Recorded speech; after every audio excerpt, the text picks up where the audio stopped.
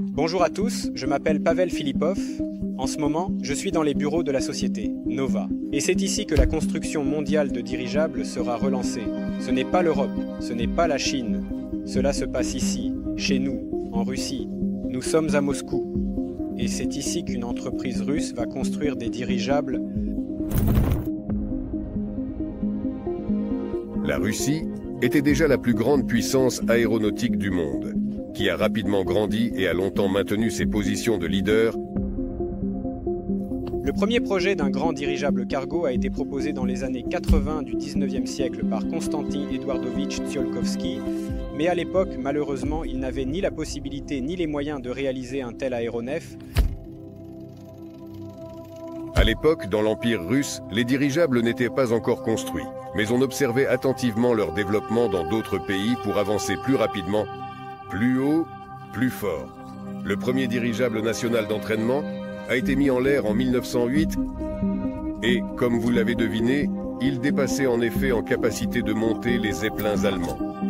Déjà en 1914, la Russie avait environ la plus grande flotte aérienne avec 20 dirigeables, tandis que l'Allemagne n'en avait que 18. Bien qu'ils aient commencé à construire leurs dirigeables plus tôt, on considère généralement que le déclin de l'époque des dirigeables est lié à la catastrophe du dirigeable, de la société Zeppelin, à savoir le dirigeable Hindenburg, qui s'est écrasé le 6 mai 1937. Lors de la tentative d'atterrissage, le dirigeable a pris feu et a brûlé complètement en seulement 34 secondes. Plus de la moitié des personnes à bord ont réussi à s'échapper. Sur 97 personnes, 36 ont péri, ce qui est bien sûr tragique. Mais par rapport au crash d'avion, il montre un pourcentage de survie plus élevé. Cependant, la catastrophe a choqué le monde et le niveau d'activité des dirigeables a simultanément diminué dans presque tous les pays.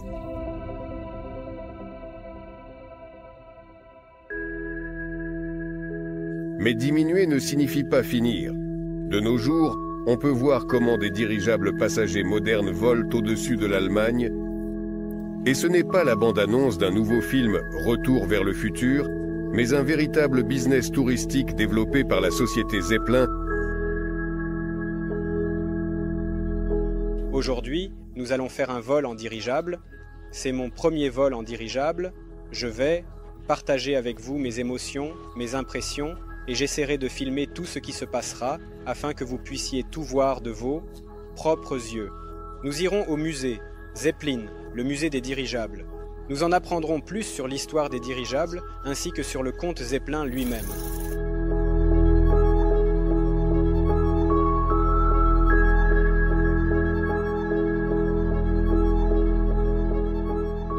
Eh bien les amis, nous sommes arrivés sur place et notre vol va bientôt commencer. Un vol d'1h30 en dirigeable. Et où sommes-nous? Nous sommes juste à côté de l'aéroport. C'est une partie de l'aéroport de la ville. C'est très pratique et cela répond à la question de savoir ce qu'il en est de l'infrastructure. Pour les dirigeables, comme vous pouvez le voir, il est possible d'utiliser sans aucun problème tous les aéroports qui existent déjà, ou ceux situés à proximité. Toutes les autorisations de vol sont en place. Eh bien, toute l'infrastructure nécessaire est également présente. Ici, beaucoup de choses indiquent que nous sommes dans un endroit où volent des dirigeables. Tout d'abord, on peut les voir immédiatement dans le ciel, juste en s'approchant de cet endroit. Deuxièmement, il y a un grand nombre d'hangars où ils sont entreposés. Il y a aussi de nombreuses statues et monuments représentant un dirigeable. Eh bien, allons-y et voyons comment nous allons passer le contrôle et monter directement à bord du dirigeable. Nous voyons le check-in, l'enregistrement pour le vol. C'est ce que nous allons faire maintenant. Nous avons reçu notre billet, l'enregistrement a pris environ 3 minutes, tout très rapide, c'est le même type de billet que pour un avion. Nous passons plus loin, ici nous avons des restaurants confortables, tout ce qui était possible pour se reposer avant le vol, après le vol. Et là, nous voyons l'endroit où les dirigeables vont déjà atterrir.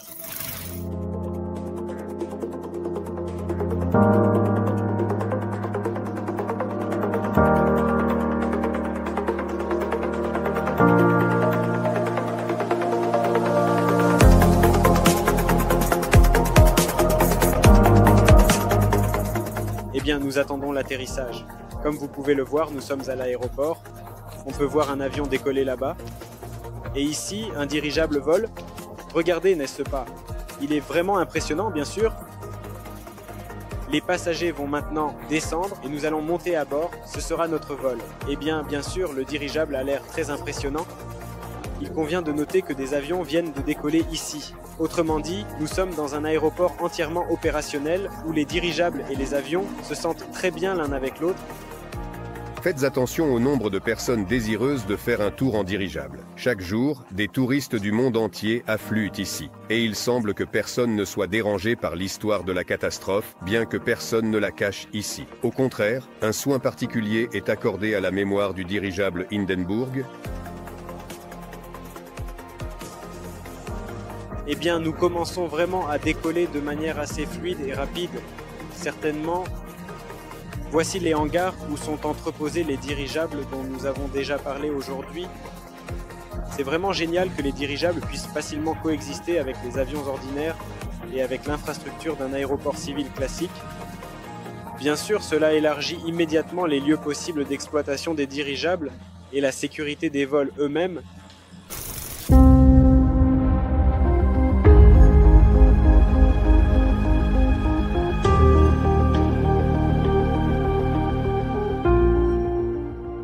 Des vues incroyables s'offraient pendant le vol, et Pavel s'est imaginé quelle beauté incroyable on pourrait voir en Russie lorsque les dirigeables reprendront leur vol.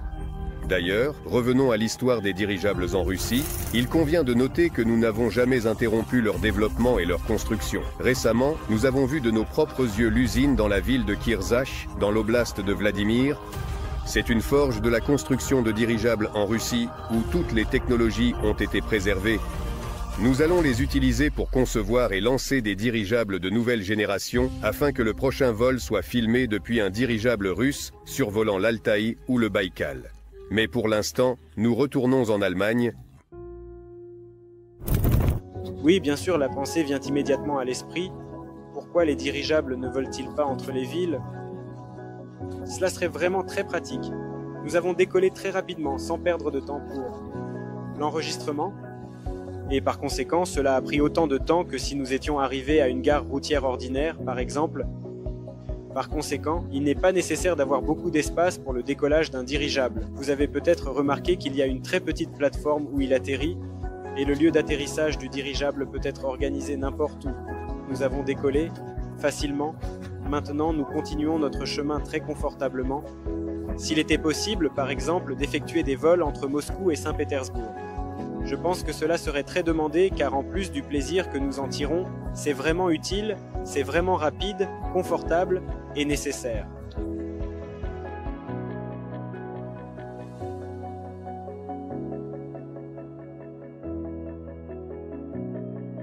Bien sûr, en touchant un véritable dirigeable, en voyant qu'ils volent ici tous les jours, en voyant comment des dirigeables passent constamment à côté de nous, comme si nous étions simplement sur la route, avec des voitures qui passent à côté, on commence à comprendre que tout cela est plus que réel. Certains pensent que les dirigeables c'était autrefois courant et qu'ils ne sont plus utilisés aujourd'hui, mais en venant ici, on a l'impression que c'est quelque chose de tout à fait ordinaire.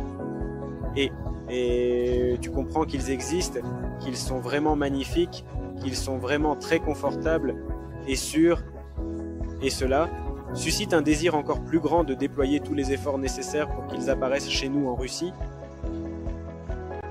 Les vues sont impressionnantes, nous volons, nous en profitons, bien sûr. Pour la société Zeppelin, c'est un très bon et sérieux business, ce n'est pas un divertissement. Les dirigeables peuvent déjà générer des revenus et en rapportent. La société Zeppelin gagne suffisamment d'argent, tant avec les dirigeables touristiques, qu'en les vendant à des entreprises et organisations tierces. C'est pourquoi même à ce niveau, oui, il est déjà possible de gagner de l'argent, même en organisant de tels vols, mais même ici, il y a de l'argent provenant de l'État. Et pendant que nous continuons notre vol, je vous présente notre partenaire d'Allemagne, Ivan Budbach, qui a certainement profité de ce vol avec Pavel tout ce temps. Bientôt, Ivan Budbach interviewera le guide et le pilote, et il nous fera également visiter le musée Zeppelin. Nous volons vers deux fronts. Si la météo n'est pas favorable, cela se passe généralement de 9h à 19h. Et alors environ 2 paires pendant ce temps, généralement environ de 9 à 19h, sur 2 étages, Nous ne volerons pas pendant 12 heures et ensuite vendredi, il y aura un passage à l'équipage. Et cela fera 2 étés ensemble? Oui, en haute saison, ils volent ensemble. Il est possible qu'un d'eux soit en tournée. Nous invitons également ceux qui volent vers d'autres destinations, par exemple à Francfort, Cologne, Bonn ou Minsk, où nous avons été en route à travers toute l'Europe. Vous pouvez poser des questions dans les commentaires aux pilotes, mais dans l'ensemble, c'est un appareil très sûr pour l'aviation. L'hélium est un gaz humide, il n'est pas compressible, c'est-à-dire que dans certains cas, il est plus sûr, par exemple chez Zeppelin auparavant. Ensuite, le gaz humide sur le moteur, mais ce n'est pas une suspension, et par exemple, le Zeppelin ne peut pas se maintenir en l'air uniquement avec un moteur. C'est-à-dire que si vous êtes dans les airs, l'hélium vous pousse vers le haut, et il commence à descendre, c'est donc un aspect très important. Et il commence à descendre. C'est donc un aéroport très sûr. Je suis déjà prêt depuis 1 an à cet aéroport et j'ai commencé à voler en mai 2023 à cet aéroport. C'est exact. Quiconque souhaite devenir pilote à l'aéroport doit déjà être un pilote professionnel, c'est-à-dire qu'il peut être sur des bus ou des aéronautes. Et nous avons des collègues avec différents lanternes. Nous avons un collègue qui vient de l'aviation civile, ce qui est très intéressant. Nous avons également un collègue qui vient de l'armée, ce qui est fascinant. J'ai volé dans le passé. Actuellement, il y a des avions de passagers qui sont présents ici sur le tarmac, prêts à embarquer les voyageurs pour leur destination. Vous m'avez demandé comment cela fonctionne. Nous devenons de plus en plus lents.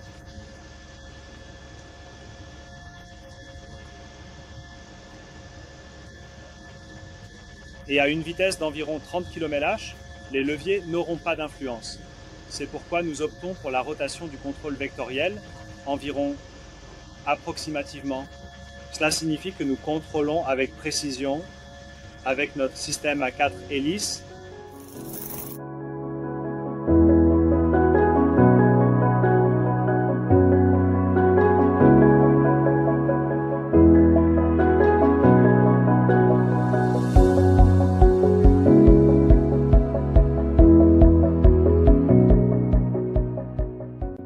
Le vol en dirigeable est incroyable.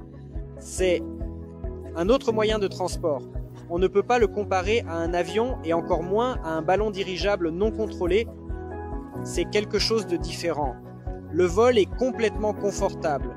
Sûr, c'est-à-dire que tu le ressens quand tu voles, ce n'est absolument pas effrayant. Le dirigeable nécessite très peu d'espace pour décoller. Et il est très manœuvrable et efficace. C'est comme s'il prenait tous les avantages de l'avion et tous les avantages de l'hélicoptère. De plus, vous savez que c'est beaucoup moins cher que des moyens de transport similaires qui accomplissent des tâches similaires. Mais si l'on parle spécifiquement du tourisme, ce que nous avons vu aujourd'hui, il n'a probablement pas de concurrent. Parce qu'en avion, on n'a tout simplement pas le temps d'admirer les paysages qui t'entourent, car ils volent trop vite. Là, il y a de petites fenêtres. Ici, les fenêtres sont grandes, elles sont ouvertes. Tu peux admirer autant que tu veux. Tu peux te promener dans le salon. Du point de vue du tourisme, c'est bien sûr incroyable, incroyablement prometteur. Et c'est ici que la société Zeppelin se consacre précisément au tourisme et ils en tirent de très bons bénéfices, ce qui fait que cette activité est déjà commercialement réussie. C'est ici qu'il y a déjà de l'argent dans les dirigeables. Bien sûr, ce n'est pas tout. Il y a encore d'autres domaines où les dirigeables peuvent être utilisés. Même sur un tel dirigeable, je suis sûr qu'on peut facilement faire des vols. Entre les villes sera demandé, cela sera pratique et confortable car cela ne prend pas beaucoup de temps pour l'embarquement. Et il n'y a pas de longues files d'attente comme à l'aéroport par exemple. En général, je ne sais pas pourquoi de tels vols ne sont pas organisés, mais je suis sûr qu'ils y parviendront car tout cela se développe très activement ici. Le musée présente différentes expositions, des modèles de dirigeables à leurs véritables pièces, ainsi que des livres et des brochures consacrés aux dirigeables. Mais bien sûr, le plus intéressant est l'histoire du développement des Zeppelins et ce fameux Hindenburg. Ici, derrière nous, il y a probablement un bureau d'études ou quelque chose de ce genre. Nous allons entrer brièvement à l'intérieur où il y aura une petite visite sur le développement du dirigeable et ensuite il y a une porte qui mène à l'hangar. Et là, nous voyons un dirigeable en construction. Pour le moment, comme nous l'avons déjà dit, à peine. En vol ici, au-dessus de Friedrichshafen. Et voici le troisième ici, en cours de construction. Voici le célèbre comte Zeppelin. C'est le développeur et innovateur constructeur, l'initiateur extraordinaire de ce magnifique projet de vaisseau aérien nommé Zeppelin. Comte Zeppelin, nous le voyons sur la photographie. Comment ce domaine des dirigeables est-il entretenu? Il est écrit personnel, ainsi que divers mécaniciens. Nous voyons ici comment le navire est contrôlé. Voici les données techniques, les vitesses, longueur de 75 mètres, largeur maximale de 20 mètres, hauteur de 17 mètres. Et d'ailleurs, qu'est-ce que c'est? Nous pouvons, un ballon, voilà, nous avons discuté. Ce que nous voyons en haut, c'est la coque. Et en bas, ce qui se gonfle et se dégonfle, on peut le voir. C'est la gondole où nous, en tant que passagers, étions. Ainsi, de 14 à 16 personnes peuvent s'asseoir. La cabine fait 29 mètres cubes. Eh bien, techniquement, vitesse maximale de 125 km/h, indiquée longueur, portée 1000 km, et la hauteur maximale à laquelle un dirigeable peut s'élever est de 3000 km. Eh bien, nous pouvons voir cette construction au-dessus de nous en format réel. C'est en métal, comme elle est assemblée. Nous voyons l'assemblage de plusieurs éléments. Eh bien, si nous examinons toutes les images, nous voyons simplement un rassemblement, comment cela se déroule. Dans le hangar, si nous jetons un coup d'œil à travers la porte, nous verrons pour le moment soit un ballon, soit quelque chose de couvert. Et en bas, il y a des montages en cours. Assemblage du dirigeable. Il est possible de positionner 3 dirigeables ici, 2 qui sont actuellement en voyage et transportent des touristes, et un qui est en cours d'assemblage. Nous allons nous élever et aborder l'histoire du Zeppelin. Passons en revue les moments les plus importants et intéressants. Voici le début de cela.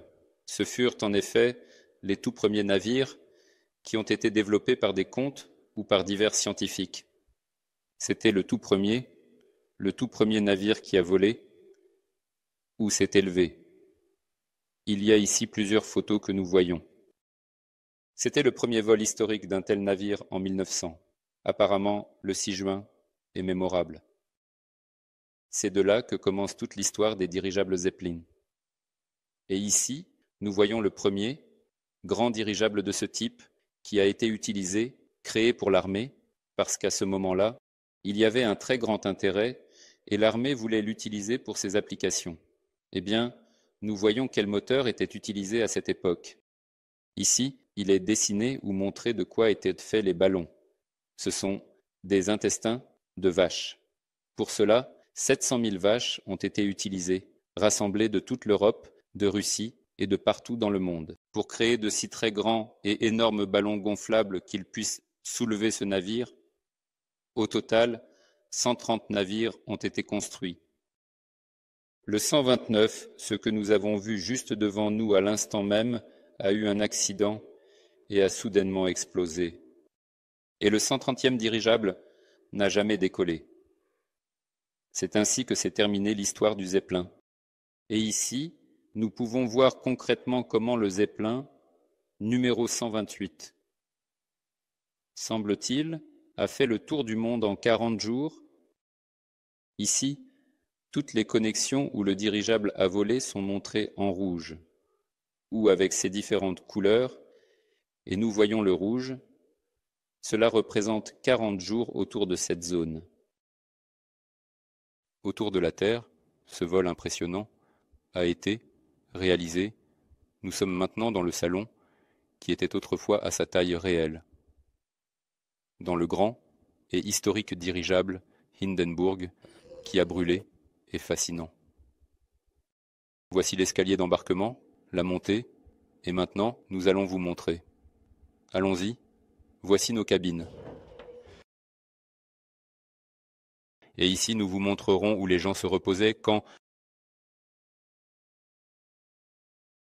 les gens voyageaient et pouvaient occuper leur place positive, lire, se détendre, regarder par les fenêtres, comme nous le voyons ici, de grandes fenêtres qui offrent la possibilité d'observer le paysage extérieur et de profiter de ce que, vivent les voyageurs, ils ont vu. Autour d'eux, ce qu'il est impossible de voir d'une hauteur de vol d'oiseau, eh bien ici, il y a cette carte dont nous avons parlé en bas, où sont montrées toutes sortes de connexions, de routes, comment les gens ont découvert notre magnifique monde, par le biais de navires, d'avions et de dirigeables. C'est tout un luxe, ce luxe d'il y a un siècle, tout à fait vrai.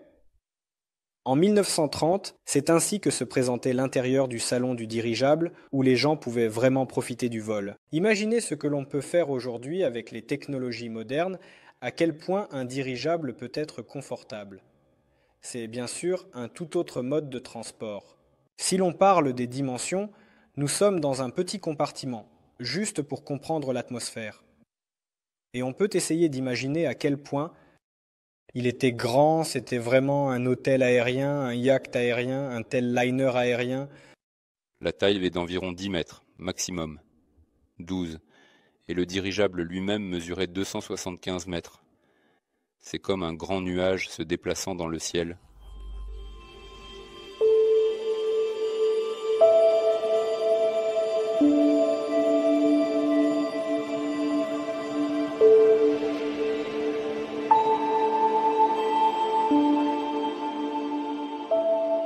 Nous sommes de nouveau revenus au bureau de la société Nova et très bientôt, des dirigeables modernes y seront construits. Déjà maintenant, une grande équipe de concepteurs, de techniciens, de consultants et d'autres spécialistes nécessaires à l'entreprise se forment ici et je suis sûr que très bientôt nous rétablirons la justice historique et redeviendrons des leaders dans la construction de dirigeables au niveau mondial. Et bien sûr, cela se produira grâce à des personnes sensibles qui souhaitent soutenir les innovations et technologies russes. Amis, si vous souhaitez suivre l'évolution du projet et de la société Nova et voir quand nous lancerons le premier dirigeable de notre propre production, n'oubliez pas de vous abonner à tous nos réseaux sociaux et cliquez sur le lien ci-dessous pour lire des informations détaillées sur le projet. N'oubliez pas que plus vous soutenez activement le projet, plus il sera réalisé rapidement et la société lancera ses propres dirigeables. Merci à tous et à bientôt dans les prochaines vidéos.